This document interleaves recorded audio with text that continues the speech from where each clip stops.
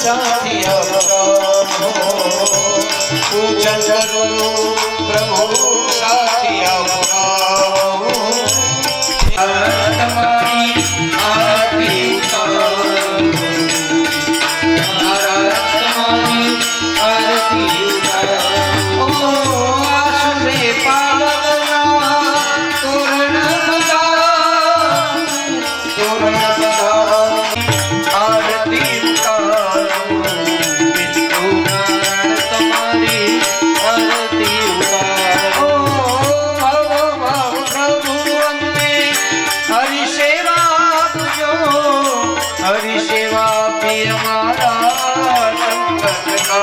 जो हरि सेवा पी हमारा संकट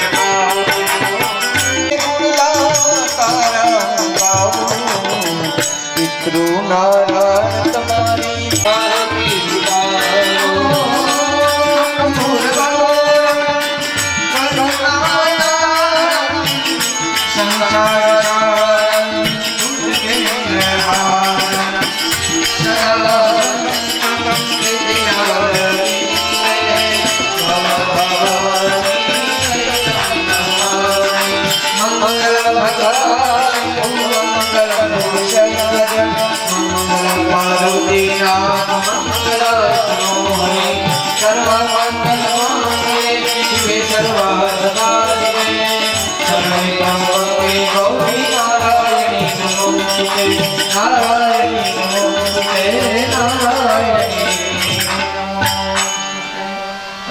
तुम्हारी दक्षिणा करो हरिओम निवामित पापानि धर्मांतर पदानि च तानि सर्वाणि नश्यन्तु प्रदक्षिणा पदे पदे आत्मा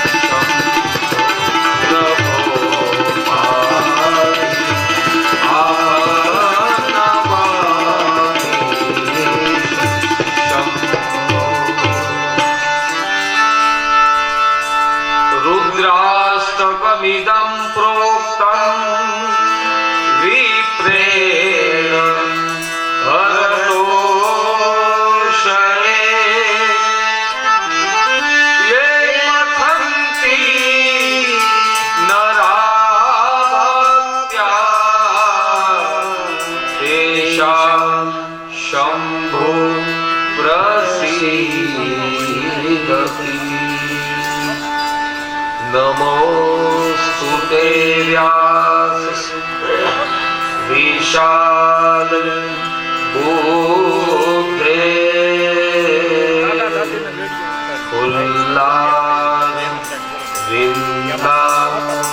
यतपत्रनेत्रं येन त्वया भारत तैल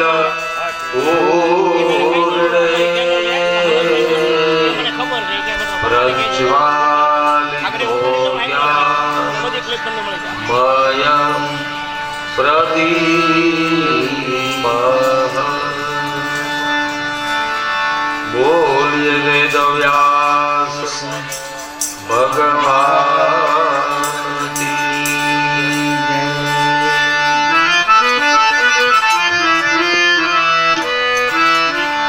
ओम नमः शिवाय।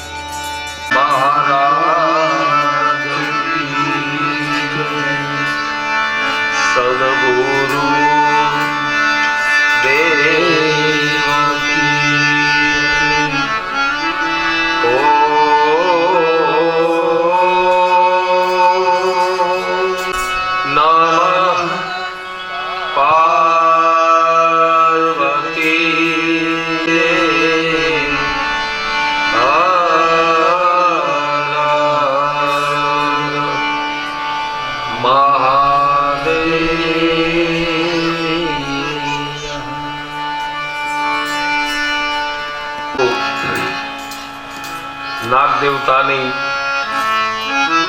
અકારણ અને અહેતુક કૃપાથી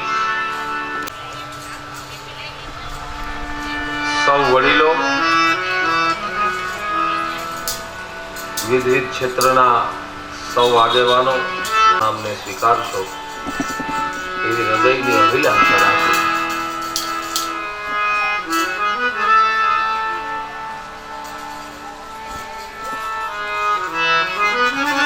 ધન્યસ્તમ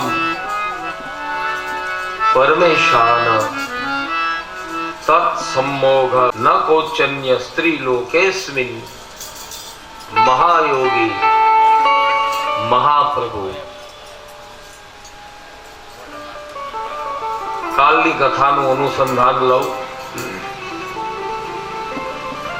નભોવાણી થઈ છે, આકાશવાણી થઈ છે. આકાશવાણીએ કહ્યું છે કે હે મહાયોગી, હે મહાપ્રભુ, તમને ધન્ય છે. તમારી જેવું ભક્તિને સાચવવા વાળું કોણ?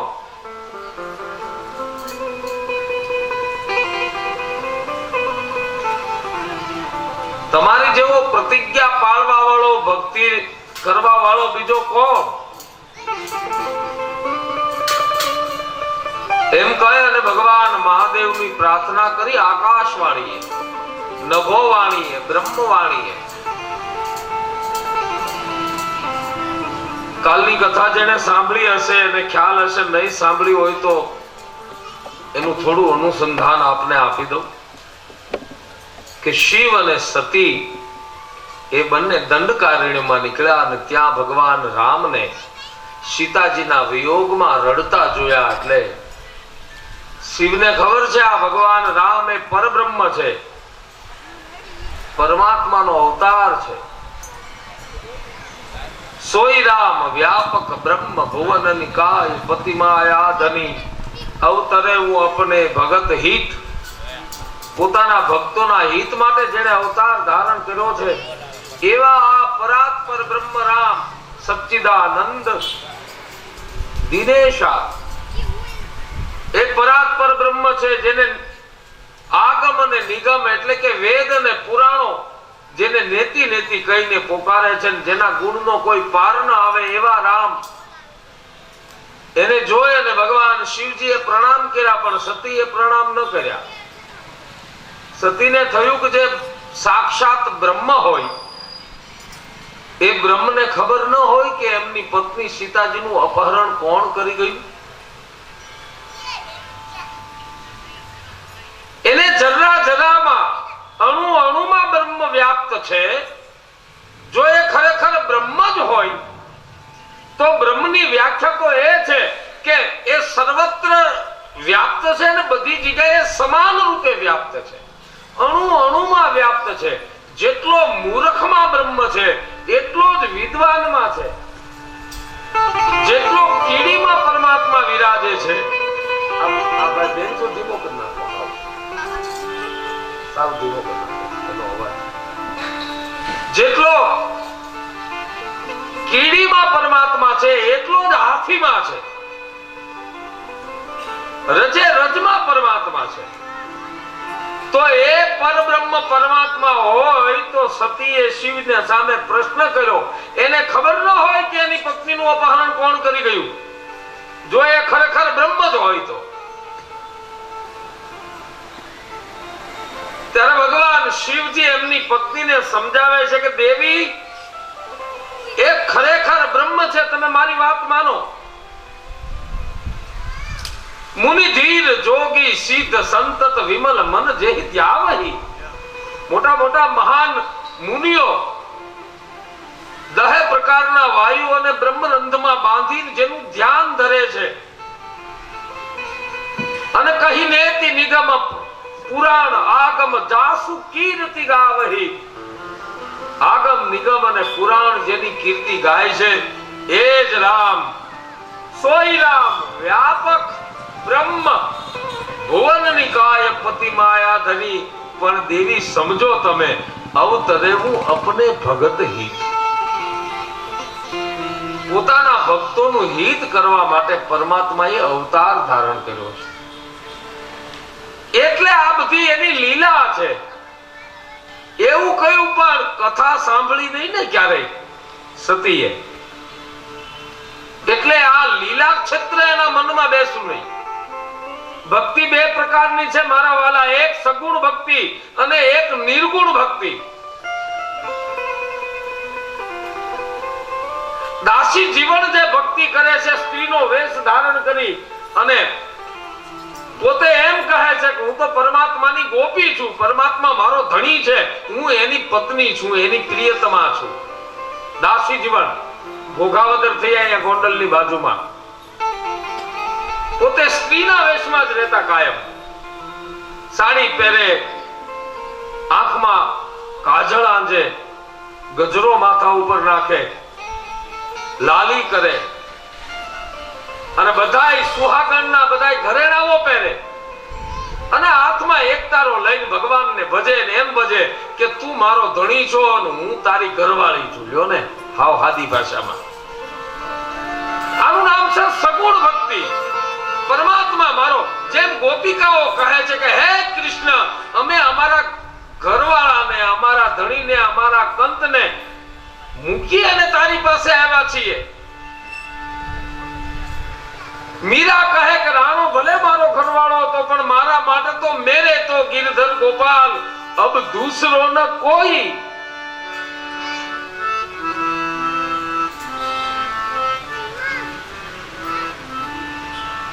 मेरे तो गिरधर गोपाल दूसरो न कोई. मेरे तो गिरधर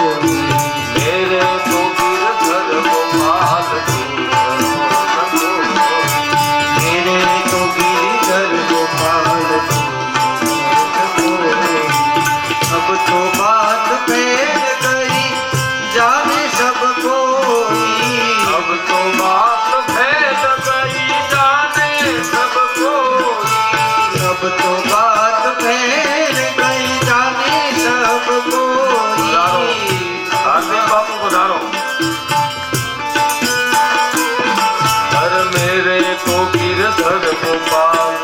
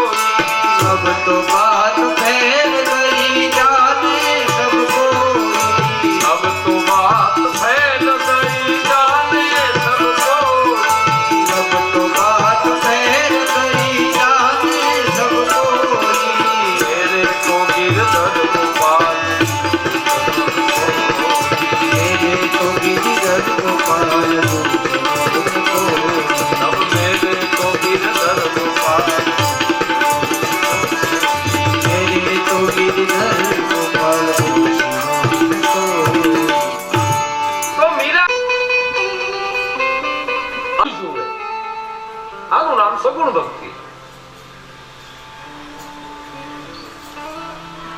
ભગવાન મહાદેવને જુઓ તો બધું જ મહાદેવમાં જ દેખાય. એમાં વિષ્ણુ પણ દેખાય, એમાં બ્રહ્મા પણ દેખાય, બધું જ મહાદેવમાં દેખાય. એનું નામ સગુણ ભક્તિ.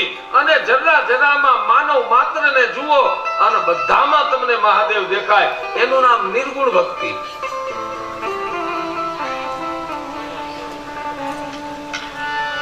अरे है भी नहीं और हर जाहो.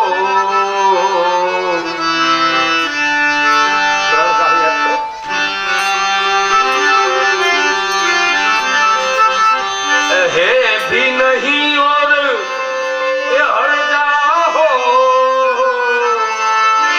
एक બહુ સૂફી ગઝલ ગાયક હતા નુસરત ફતેહ અલી ખાન. એમની આ ગઝલ છે, અમીર ખુશરોની ગઝલ. હે ભી નહીં, છે પણ નહીં, હે ભી નહીં, અત્યારે ઉપસ્થિત નથી કોઈ. ઓર હર જાહો, અને પછા બધી જગ્યાએ તમે છો.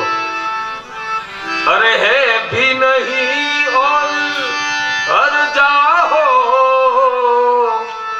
આ સમજાતું નથી.